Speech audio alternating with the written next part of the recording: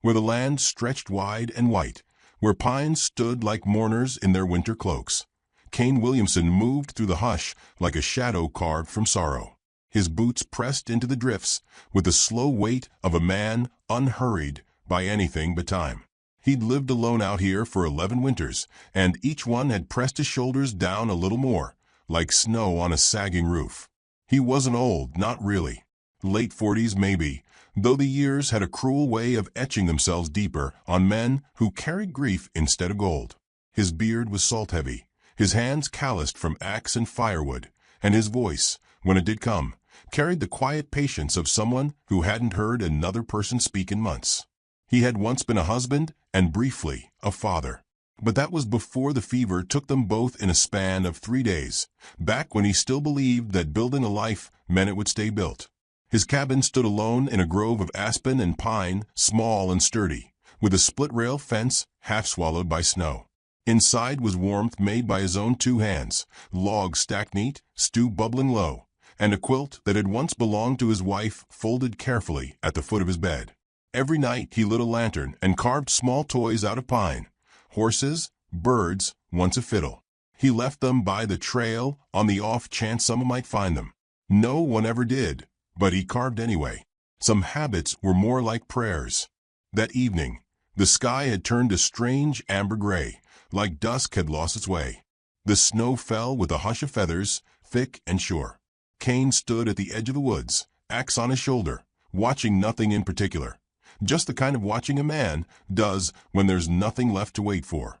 Then came the sound, faint at first, then unmistakable. Hoofbeats. He turned toward the horizon, where the old Stagecoach road cut through the timber. Few used it this time of year. It was half-buried and treacherous, with switchbacks too narrow and drops too steep. But the sound grew louder, urgent, off rhythm. A horse in panic or pain. Kane stepped forward, brows furrowed, breath fogging in front of him. He began to run. The fire came before the wreck. He saw it first through the trees, a sudden orange bloom where the white should have been unbroken. The scent reached him next, burning wood, oil, something sharper beneath it. The stagecoach was on its side in a clearing, wheels spinning like broken clocks. Flames danced along the canvas roof, licking skyward. One horse lay still, the other thrashing, reins tangled. Screams cut through the crackle, small, high-pitched, raw. Kane didn't think. He dropped the axe and sprinted. The driver was gone, thrown or fled. It didn't matter. But behind the coach, half covered in snow and brush, 2 small forms huddled together. Twin girls. No older than 5. Their dresses torn, cheeks streaked with soot, arms wrapped around each other, like vines clinging to the same root. He crouched low. "Hey now," he said, voice low and steady, like breaking ice on a still pond. "I got you." One of them whimpered. The other looked at him with a kind of ancient fear, like she'd seen the world end already and didn't trust its return. Kane stripped off his coat and wrapped it around them both, lifting them with effort, but no complaint.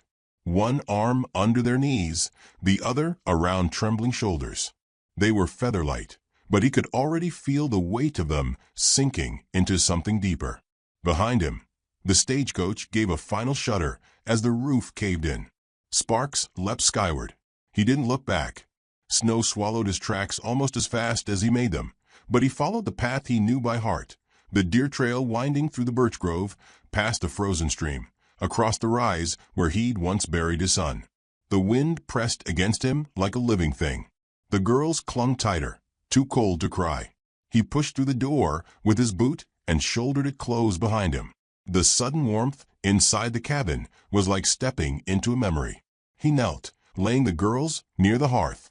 They didn't speak, just watched him with wide, uneven eyes as he built the fire higher, added kindling, draped quilts over their trembling shoulders. One of them began to shiver violently. Shock.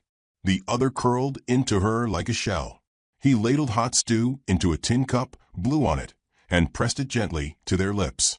"Easy now," he murmured. "Sip, not gulp. You're safe." They sipped. And for the first time, the smaller one, dark-haired and sharp-eyed, spoke. "Mama." Kane paused. He looked at the fire, listened to the storm. "I don't know where she is," he said gently. "But if she's breathing, she'll be looking. And if there's any good left in the world, she'll find you." The older twin blinked, then reached out and touched the wooden bird that sat on the mantel. It was carved in flight. Her fingers hovered near it like she was asking permission. Cain nodded once. She cradled it in both hands like something living. That night, the cabin felt different.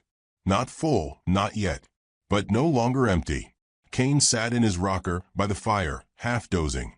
The girls curled together on the bearskin rug like pups. The storm howled against the window panes, and somewhere in the distance, a wolf cried out. Cain didn't stir. He kept his eyes on the flame and whispered a name he hadn't said in years. Lydia. She'd wanted a house full of children, laughter in the rafters, soup on the stove. She'd gotten 3 years and a headstone. And now there were 2 girls under his roof who smelled of smoke and needed someone who knew how to keep the fire going. As the night deepened, he leaned forward, fed another log to the flames, and whispered to the sleeping girls, "I'll keep the light on, long as it takes." At dawn, the world was glass. Every tree encased in frost, every branch bowed low with ice. Cain stepped outside for wood, breath catching at the beauty of it. Silent, silver, still. He'd seen 100 mornings in this place, but none quite like this one. Something had changed. Inside, the girl stirred. One asked for water. The other said her name was Pearl. The younger was Maggie. Their voices were soft, unsure. But they were speaking. He found them bread, honey, a leftover apple sliced into quarters.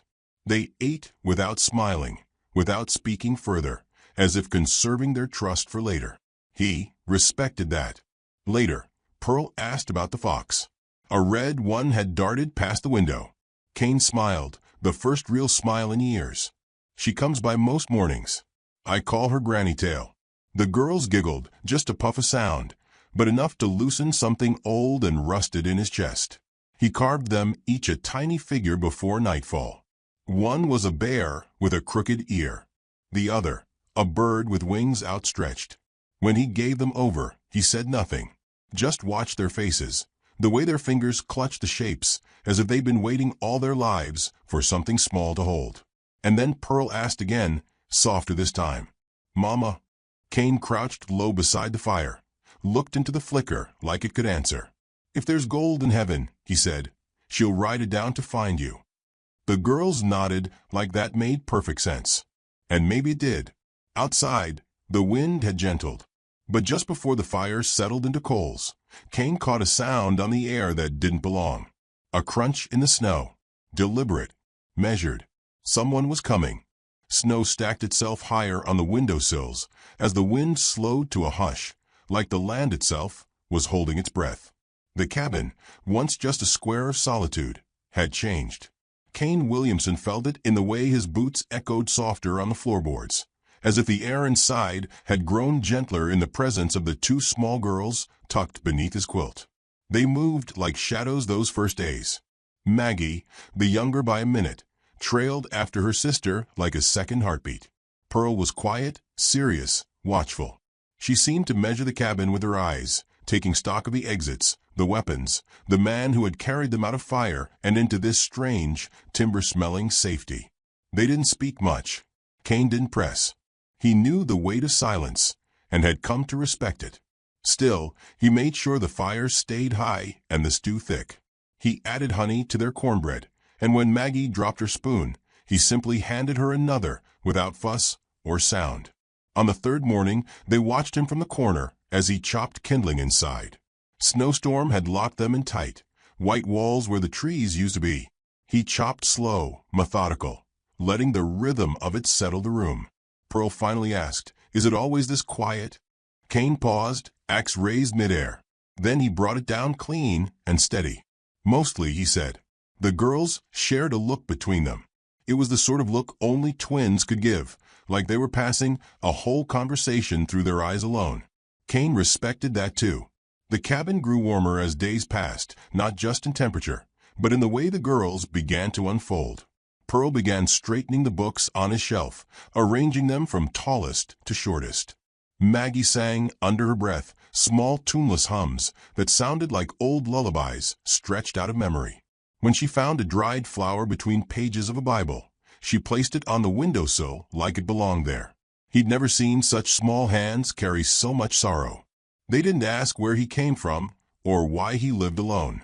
Just as he didn't ask about their mother. Not yet. It was clear they'd lost more than belongings in that stagecoach fire. Their eyes, especially Pearl's, held a layer of caution too deep for their years, like they'd seen what trust cost and weren't eager to spend again. Kane gave them space to breathe. In the mornings, he boiled water for washing. Let them choose which socks from his stores they wanted to wear. At midday, they sat with him near the fire while he whittled. He offered no lessons, but Maggie began to mimic his hand motions, her tongue peeking from the corner of her mouth as she shaped soft curls into her stick. He carved them, each a toy. Pearl received a fox, clever-eyed and long-tailed. Maggie's was a rabbit, ears tilted as if listening. When he handed them over, neither girl spoke, but both held the creatures like gifts too sacred to name. Evenings fell fast in winter. The light died around 4, and the cabin would fill with flickering amber as Kane lit the lanterns and hung a kettle over the fire. On the 5th evening, Pearl asked to help with the stew. She stood on a crate to stir, taking great care not to spill. Kane offered her a pinch of dried thyme, and she added it without hesitation. That night, they all ate in silence, but a comfortable one. Afterward, Maggie asked where the bear came from. She meant the carved one on the shelf, slightly larger than the others, its face gentler, eyes rounded with something like sorrow. Kane looked at it for a long time before answering. "My boy liked bears," he said, voice low. "Made that one for him." Pearl watched him carefully. "Where is he now?" "Gone," Kane said, not cruelly, just plainly. "Same as your mama, maybe. Somewhere past the snow." Pearl nodded. "People always go away." Maggie frowned. "Mama didn't want to." Kane reached for another log and fed it to the fire. The flames leapt, casting shadows along the walls. He looked at the girls, sitting cross-legged, toys in their laps, socks too big on their feet. They looked like little ghosts who had wandered out of a dream and into his hearth. He didn't know how to tell them he'd stopped believing in miracles. Didn't know how to explain that sometimes life only offered small mercies, like not freezing to death or finding clean water. And yet here they were, alive, breathing, curling closer to the warmth each night like flowers reaching for sun. A few nights later, Pearl stood at the door, peering out into the white silence. The storm had slowed, sky clear and cold as hammered iron. Stars blinked above the treetops. "She's out there somewhere," she whispered. Kane, standing behind her, said nothing, just looked with her. He could feel the edge of it pressing in, whatever story they hadn't told yet, whatever wound they carried.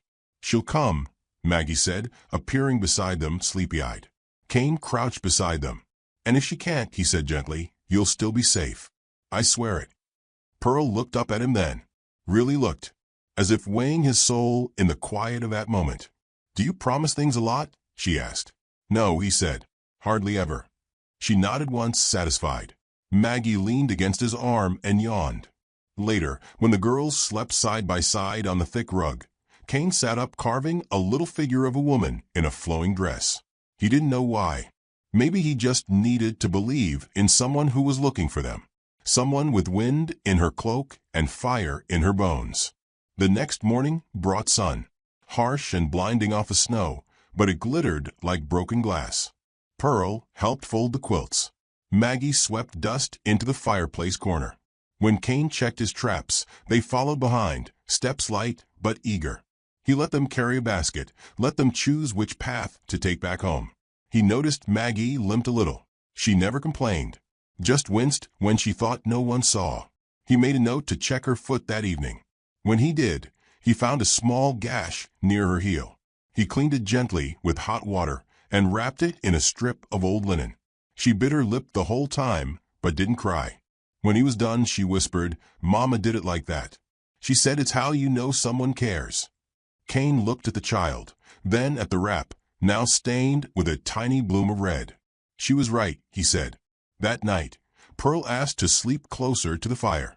Maggie, already drowsy, curled beside her. Cain adjusted their blankets, tucking the edges beneath their chins like Lydia used to do. Then came the knock. 3 firm raps on the cabin door. Not the wind. Not an animal. Cain stood slowly, his hand brushing the side table where the rifle rested. He moved toward the door, boots quiet on the floorboards. He opened it. The wind blew in first, sharp, scented with horse and frost. Then came the figure, cloaked in deep green, a silhouette against the blinding snow. A woman, eyes wide, scanning the room past him, hands trembling, a gold brooch at her throat. Cain didn't move. The woman spoke, one word, breathless. "My daughters." Behind him, Pearl sat up. Maggie stirred, and the snow, as if holding its own breath, finally began to fall again. The woman stood framed in snowlight, not shivering, not speaking. She looked like something carved out of grief and grit, her velvet cloak heavy with frost and road dust. Cain Williamson didn't say a word. He just stepped aside, letting the cold and the quiet part like a curtain as she stepped over the threshold. The girls didn't run to her. Not at first. Pearl stared, unsure if the vision before her was real or another flicker of dream. Maggie blinked like she was waking. Then, slowly, one hand reached out, and the woman dropped to her knees. "My darlings," she whispered, gathering them into her arms, breath hitching, as though it couldn't quite believe it had found its way back. She wept with her whole body, soundless, trembling sobs that cracked open the stillness of the cabin and let something long frozen begin to thaw. Cain watched from the far end of the room, standing near the stove. He didn't speak, didn't move. Just watched the girls melt into their mother's arms like rain returning to the sea. The woman kissed their foreheads, their hair, their cheeks, murmuring names between tears. "Pearl, Maggie, my brave girls, my heart, my bones, you're here." After a long while, she looked up. Her eyes met Cain's. Not soft eyes, not frightened ones. Eyes that had seen war in ballroom silks, in bank ledgers, in funeral veils. Her face was pale but composed, shaped by fine breeding, but drawn taut by worry and miles of travel. Gold glinted at her throat, an old family brooch shaped like a flower half-bloomed. "You saved them," she said. Cain nodded once. "Found them near the trail. Stagecoach was burning." She looked at the hearth, the scattered toys, the soft quilts her daughters had been sleeping beneath.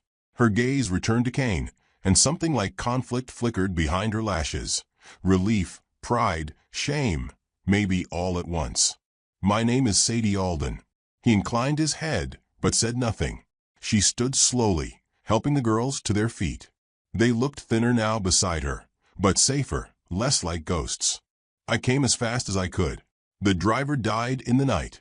I was sent a telegram, but the snow had buried the lines west of Larkspur." Cain stepped forward, offering a chair. She hesitated, then accepted. Maggie climbed onto her lap. Pearl stayed close beside. He poured her a tin cup of hot water, adding a drop of honey. She took it in both hands and sipped. Her fingers shook. "The man who caused the wreck," she said, voice low, "was chasing after us. He thinks he's owed something from my late husband's estate. He followed us out of Denver." Cain raised an eyebrow. Sadie smiled faintly. "He's not the kind of man who likes being told no." Cain didn't ask more. He didn't need to. The wearer in her eyes said enough. Pearl climbed up onto the bench beside him, as if declaring allegiance. Maggie, curled against her mother, blinked sleepily. The storm had softened to a hush outside. Inside, the fire crackled like an old song. Sadie looked around the cabin, small, clean, patched with care. The walls lined with books, carved toys, bundles of herbs drying near the window. "This is a good place," she said quietly. Cain didn't answer. "I never imagined my daughters would be safe in the home of a man the world forgot," she continued, not unkindly. "And yet they are. More than they were with me." That stung, but she didn't mean it as insult. He saw that. She glanced down at Maggie, brushing a strand of hair from her cheek. "They've always been too quiet. Their father was loud. He filled rooms. I think sometimes they tried to disappear into corners." "And here," Cain said softly, "the corners speak back." That startled a laugh from her, a tired, genuine thing. Later, after the girls had fallen asleep again, tucked between quilts and soft dreams, Sadie stood near the window, arms folded against the chill that lingered in her bones. Kane joined her, wordless. "You've raised ghosts in this place," she said. "They came to me," he replied. "I just lit the fire." She looked at him, then really looked, as though trying to see the shape of the man beneath the silence. "You have the eyes of someone who's lost too much," she said. Kane said nothing. Sadie traced the frost pattern on the window with one gloved finger. "My husband married me for my name. My father gave me away for a contract. And yet these girls, they are the only thing that ever felt like mine." "They still are," Kane said. "Are they?" Her voice was quiet, full of something more than doubt, guilt, perhaps. "I chased safety in gold, in walls, in men who promised things and kept none of them. I brought them into a world of polish and porcelain. And in a week with you, they laugh in their sleep." Kane turned to the fire, stirred the embers with the iron poker. Sadie took a breath. "I can't repay you. I didn't ask." "No," she said, "but I must still try." They didn't speak again that night. In the morning, Sadie rose before the girls, standing outside on the porch beneath the weight of a sky dusted silver. Her carriage stood a few yards back, gold paint dulled by frost, horses wrapped in thick blankets. The driver had built a small fire near the tree line. He nodded at her. She didn't wave. Kane joined her, handing over a steaming tin cup. "They'll want to stay," he said. "I know. You'll need to decide." Sadie wrapped her hands around the cup. "I never had a real choice in my life. I was born into decisions already made for me. But here," she looked at him, wind pulling at the edges of her cloak, "here I feel seen, and not just by them." That startled him. He didn't respond. The girls stirred late that morning, full of sleep and warmth. Maggie showed Sadie the toy rabbit, told her it slept by her heart. Pearl described how the fox had stood guard by the door all night in case wolves came. Sadie listened as if storing their words like gold coins. At midday, she helped Kane prepare the meal, awkwardly at first, then with growing ease. She chopped vegetables without being asked. She reached for the herbs without hesitation. Her sleeves rolled back, revealing pale arms that bore no jewelry, only the faint scar of a childhood burn. They ate together at the small table. Kane said little. The girls filled the space with their own stories, soft, fragmented, precious. Afterward, Pearl brought out the drawing she'd made. A cabin, 2 girls, a fox, a tall man, and a woman in green. Sadie traced her fingers over it. She smiled quietly.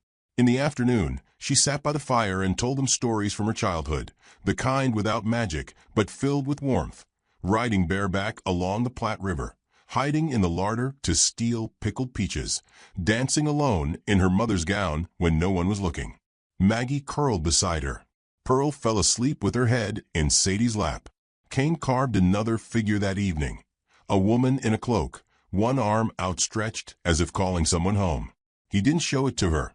Not yet. The next day, Sadie sent the driver to town for news. She stayed behind.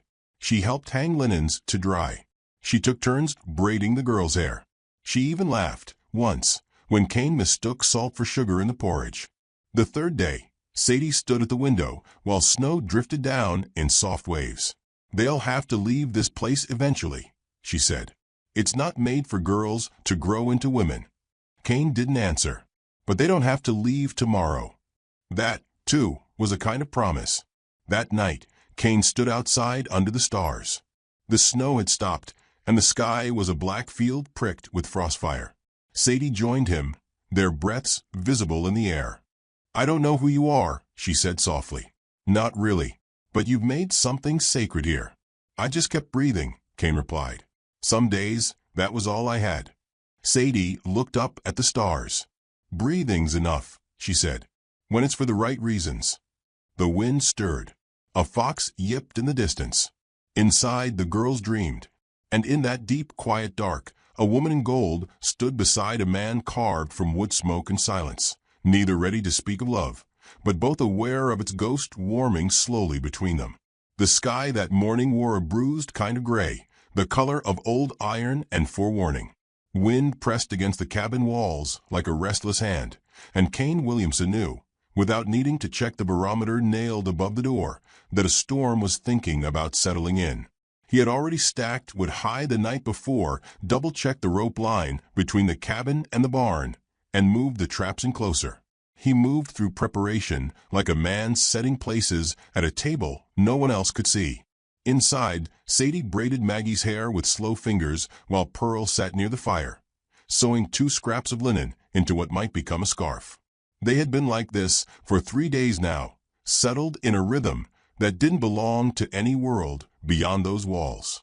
Kane thought it dangerous to get used to such peace, like resting your back too long against a tree that might be hollow.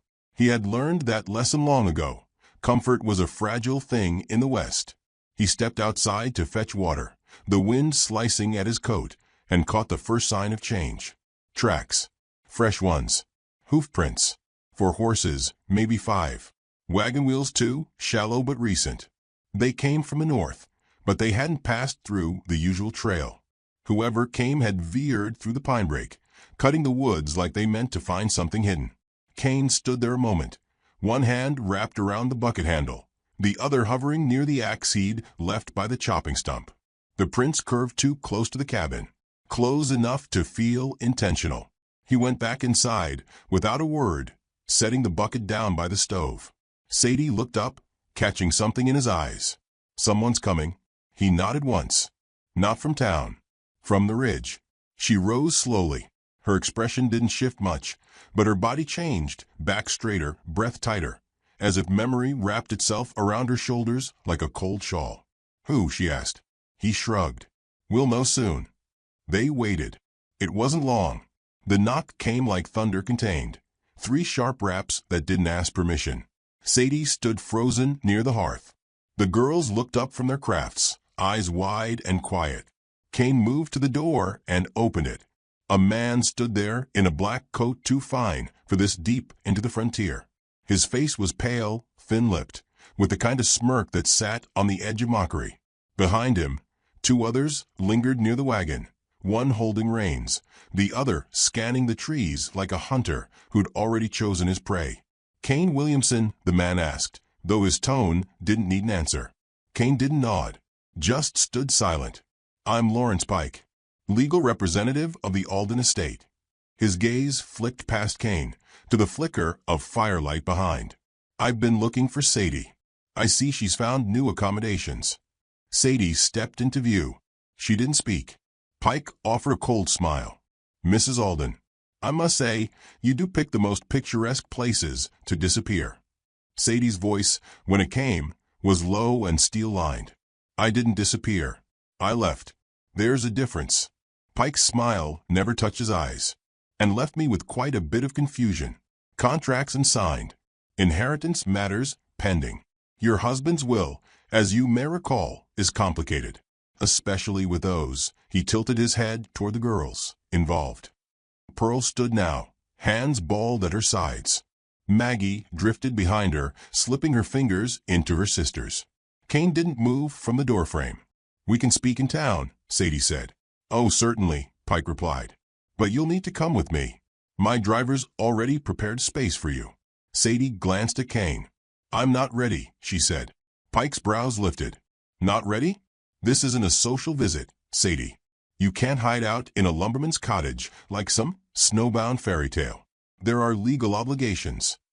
Kane didn't like the tone, nor the way Pike's eyes flicked around the cabin, like everything inside it was a rung on a ladder he meant to climb. Sadie stepped forward. They are not bargaining chips. Not the land, not the children, not me. You're living here, aren't you? Pike's voice sharpened. With this man? What would the court say? They'd say I was surviving. Pike's face hardened.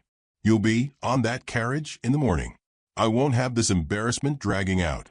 Kane's voice, when it came, was calm but rooted. She's not going anywhere unless she wants to.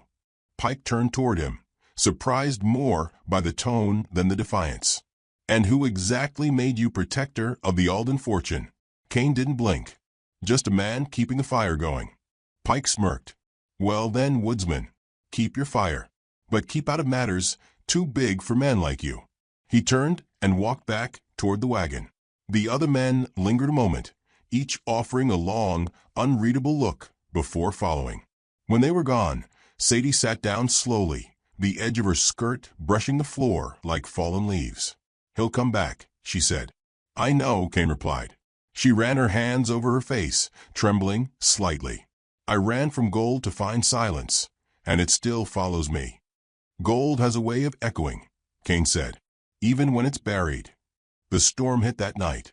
Wind howled like something ancient had come loose from the hills.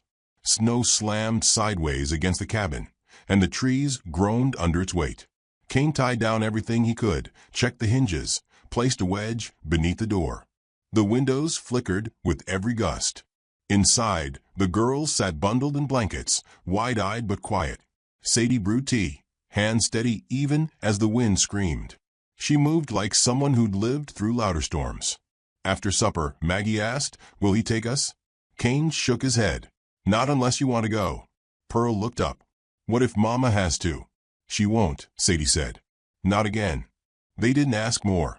Children understood truths unspoken. The next morning brought no dawn, just a dull silver light, and the sharp crack of ice splitting under wind. Sadie stepped outside to find the wagon still there, now half buried. Pike and his men had taken shelter beneath tarps, their small fire little more than a sigh of smoke. Kane stood beside her. "If you want to go, I'll take you myself.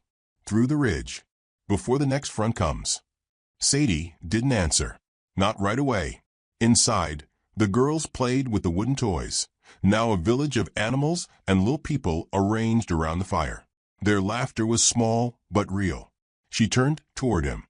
"I used to think safety came in marble halls and silk curtains. And now," she looked at the girls, at the cabin, "now I think safety's just being seen, without having to be anything else." He didn't speak. He just nodded once. That afternoon, Pike returned. Alone this time, his coat wet at the hem. "Time to go, Sadie," he said, tone clipped. Sadie stepped outside, wrapped in a thick shawl Kane had mended that morning. She didn't look afraid. "I'm staying." Pike's eyes widened. "You've lost your mind. This is madness. You'll lose your share, the protections of the will, everything." "I've already lost what matters once. I won't do it again." Pike stepped closer. "You think this man can protect you?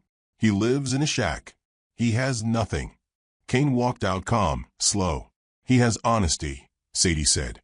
"He has silence that doesn't hurt. He has warmth in the cold." Pike looked between them, something sour curling in his mouth. "You'll regret this." "No," Sadie said. "I'll survive it." He spat into the snow, turned, and left without another word.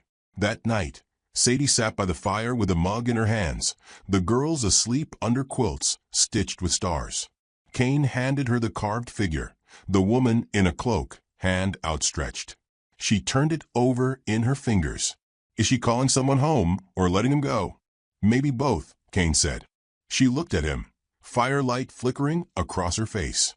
"I meant what I said. I'm staying." He didn't smile, but something in his eyes softened. "We'll keep the fire going," he said.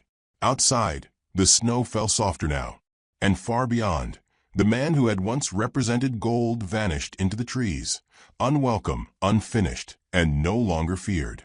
The sky cracked open just before dawn, not with thunder, but with light, the kind that burns cold and mean across winter snow. Kane Williamson stood on the porch with steam rising from his coffee and a knowing weight in his chest. Something wasn't right. The trees across the ridge were too still, the birds too silent. It was the kind of hush that didn't last. Inside, the girls stirred gently under quilts, their breath warm in the air, cheeks flushed with sleep. Sadie sat at the hearth, sewing a tear in Pearl's coat, hands steady despite the storm that had settled in her life. She had been calmer these past days, rooted in this strange peace they'd all built together. But Kane saw it in the angle of her jaw, the way her eyes flicked toward the window more often than they used to. The fox hadn't come back that morning. Pearl noticed first, standing barefoot on the bench to peer out the window. Granny Tail's late. Kane nodded. Storm might have spooked her. But he didn't believe it. Not really. By midday, clouds rolled in low and thick, dragging their bellies across the trees. The snow had crusted with a hard sheen overnight. Tracks would be easy to follow now, and fire, if it came, would run faster through the dry branches than ever before. Kane checked the rope line, ran a hand along the sled bindings, counted nails and kindling and bullets. He wasn't a man who kept a full armory, but he kept enough. Enough to protect what mattered. Enough to finish what others started. That evening, Pearl pulled at his sleeve and whispered, "There's someone in the woods." He didn't ask how she knew. He simply nodded, handed Sadie the lantern, and stepped out with his rifle slung across his shoulder. The wind had died. The cold came sharper when the wind left, quicker to cut through wool and sinew. Kane moved silent as breath, each step placed with intention. He walked the ridge behind the cabin, stopping just beneath the split pine, where he'd once buried a fox caught in a snare. That's where he saw it. Smoke. Not the thin, lazy kind from a warming fire. This was thicker, meaner, black, and rising in fists from the far side of the woods. It wasn't coming from a camp or a wagon. It was coming from a ring of trees set deliberately, their branches stacked like offerings. And there, just visible in the flickering glow, was Lawrence Pike. The man stood with two others, their outlines sharp against the firelight, shadows cast like beasts on the snow. They had set flame to the tree line, not to survive the cold, but to smoke them out. Kane watched long enough to be sure, then turned back, running fast and sure despite the dark. Inside the cabin, Sadie had already packed a small satchel, water, biscuits, clean linen. She looked up when he entered, eyes like flint. "How far?" "Too close." She nodded. "Girls?" "In the sled." Kane lifted Maggie gently, wrapped tight in the quilt with her rabbit in hand. Pearl was already dressed, her coat buttoned to the throat. She looked like a soldier in miniature. "We'll take the river trail," Kane said. "Fire can't run fast on ice." He pulled the sled from beneath the eaves. Sadie helped secure the girls, their small bodies tucked low and tight between layers. Kane took the rope. Sadie took his arm. "Will they chase us?" she asked. He didn't answer. He didn't need to. The woods groaned behind them as they moved, slow at first, then faster. The trees lit up in the distance, fire leaping from limb to limb with a greedy hunger. Smoke chased them sideways, curling between trunks, stinging the air. The sled glided fast over the packed snow. Kane's breath came hard in clouds. Sadie held tight to the side, skirts dark with frost, eyes always looking back. Then hoofbeats. Kane cursed under his breath. Pike was coming, not just with fire, but with force. The kind that wanted to drag Sadie back into gold-gilded cages and tear the quiet peace from these woods. They reached the frozen creek just as the trees behind lit up like a cathedral in ruin. Kane turned, rifle raised. Pike rode into view alone, his coat whipped open, face flushed with anger and cold. "This is madness," he shouted. "You'd burn a forest to defy a contract." Kane stepped forward. "You lit the match, Pike. Now answer for it." "I came to collect what's mine," Pike said, voice low now, almost gentle. "She is my responsibility under law." "She's not a ledger," Kane replied. "She's not a line you tally up. She's a liability." Pike barked. "Do you know what happens if she doesn't come back?" "What she loses." "What I lose." Sadie stepped forward then, cloak billowing behind her like smoke. "You lose nothing that matters. You never had me. Not really. Not even on paper." Pike laughed, bitter and mean. "You think this man can keep you safe? He's no one. A ghost in the trees." "Then we're even," Sadie said. "Because I died in your world a long time ago." Pike reached for his pistol. Kane didn't move fast. He didn't have to. The fox came first, red against the white, leaping from the trees with a cry sharp as a warning. It startled Pike's horse just enough. The animal bucked. Pike fired wild, the shot cracking the sky open. Kane raised his rifle and fired once, not to kill, but to knock the pistol from Pike's hand. It flew into the snow with a hiss and vanished. Pike fell hard. One arm twisted beneath him. He groaned, dazed. Kane walked forward, rifle still raised. "You come again," he said, voice low, "and I won't aim so kind." Pike coughed. "She's not worth it." Cain knelt beside him. "Then why'd you come with fire?" Pike had no answer. Cain stood, took Sadie's hand. The fire behind them was dying now, too wet to run far. The trees had fought back. The snow had helped. Smoke curled into the stars like a sigh from the land itself. They left Pike there, unarmed, burning with his own shame, and walked back to the sled. The girls were quiet. Maggie clutched a rabbit. Pearl reached for Sadie's hand and held tight. By the time they reached the cabin, the fire had left the trees, leaving behind only blackened stumps and smoldering regret. But the cabin stood untouched. The snow around it glowed gold in the firelight from the lantern Sadie left in the window. Later, when the girls were asleep and the world had gone still again, Sadie stood beside Cain on the porch. "Do you think he'll come back?" "No," Cain said. "He came with all he had." She nodded. "I never thought I'd end up here." "Most good things start that way," he said. She looked at him, long and soft. "You could have killed him." "I'm not a killer," Cain said. "I just make sure people know what not to break." She touched his hand then, slow, sure, like placing something precious down at last. "You didn't just keep them safe," she said. "You made them brave." He turned to her, the cold forgotten.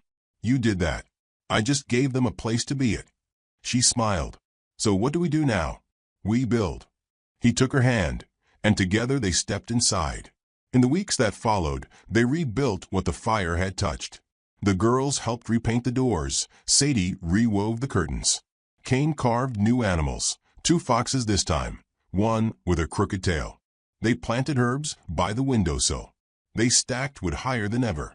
And one night, when the stars shimmered like frost in a great black sea, Sadie took Cain's hand and pressed something small and gold into it, a ring, simple, warm, waiting. He looked at her, and she said, "It's not from him. It's from me."